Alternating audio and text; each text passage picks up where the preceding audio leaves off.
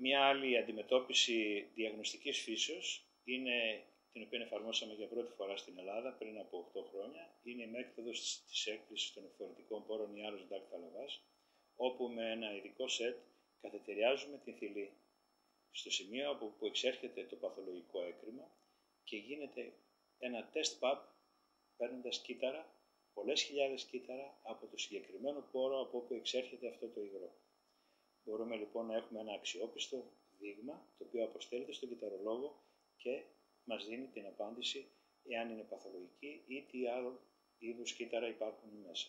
Έτσι έχουμε βρει αλλοιώσεις στα όρια της κακοήθειας ή και κακοήθειες παθήσεις, οι οποίες άλλως θα περνούσαν και η γυναίκα θα ερχόταν κάποια στιγμή με έναν όγκο, ενώ τώρα ήρθε με κάτι το πολύ ερχόμενο, το οποίο αντιμετωπίστηκε με πολύ καλά αποτελέσματα και με πολύ καλή πρόγνωση. Οπωσδήποτε έχουμε δεκαπλάσιο αριθμό κυττάρων.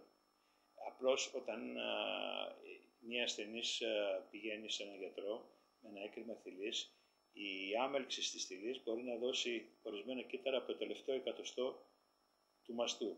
Με την μέθοδο της έκπλησης των εκφορητικών πόρων, καθετηριάζοντας ένα πόρο, μπορούμε να εισέλθουμε 10 και 12 εκατοστά εις βάθος και να πάρουμε κύτταρα από πολύ μέσα, διότι πολλές φορές η βλάβη δεν είναι τόσο κοντά και είναι αρκετά πιο μέσα, οπότε θα μπορέσουμε να πάρουμε κύτταρα τα οποία θα δώσουν ένα αξιόπιστο δείγμα.